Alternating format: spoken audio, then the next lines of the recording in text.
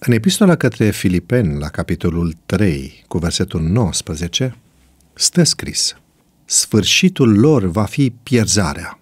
Dumnezeul lor este pântecele și slava lor este în rușinea lor și se gândesc la lucrurile de pe pământ.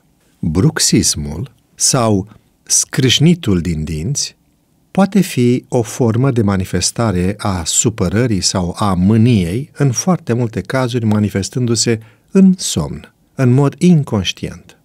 Cauzele pot fi multiple: malocluzie dentară, stres, furie, anxietate, frustrare, etc. Estetica dinților e o tragedie pentru unii, în timp ce alții nu sunt interesați prea mult. Biblia spune în Evanghelia după Luca, la capitolul 13, cu versetul 28, citez: va fi plânsul și scrâșnirea dinților. Aceasta fiind ultima formă de a-și plânge sfârșitul alegerilor lor. Pentru ei, lucrurile importante în viață erau alimentele, îmbrăcămintea, onoarea, confortul și plăcerile. Lucrurile care privesc cerul și veșnicia nu le tulburau cu nimic bălăcirea în noroiul acestei lumi.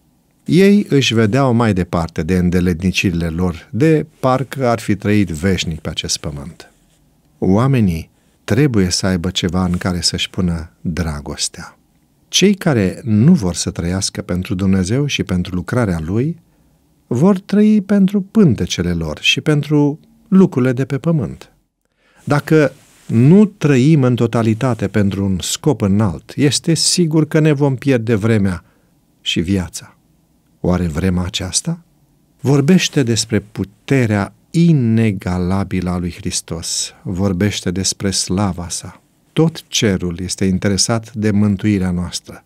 Îngerii lui Dumnezeu, mii și mii și de zeci de mii de ori, zeci de mii, sunt însărcinați să le slujească celor care vor fi moștenitori ai mântuirii.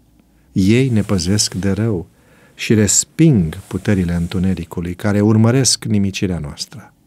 Nu avem oare motive să fim mulțumitori în fiecare moment, chiar și atunci când există aparente încurcături pe cărarea noastră?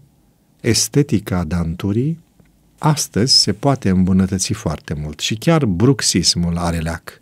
Dumnezeul cerului, cel veșnic și atotputernic, e un Dumnezeu gelos și dorește să trăim doar cu El. Ce-ai zice să faci chiar astăzi un control la marele medic? Așa cum spunea David pe vremuri: cercetează-mă, Dumnezeule, și cunoaște-mi inima, încearcă-mă și cunoaște-mi gândurile. Pentru că unde este comoara voastră, acolo va fi și inima voastră, spunea Domnul Iisus. Fă-ți și un control la medicul stomatolog de încredere și vezi ce-ți spune cu privire la dantura ta.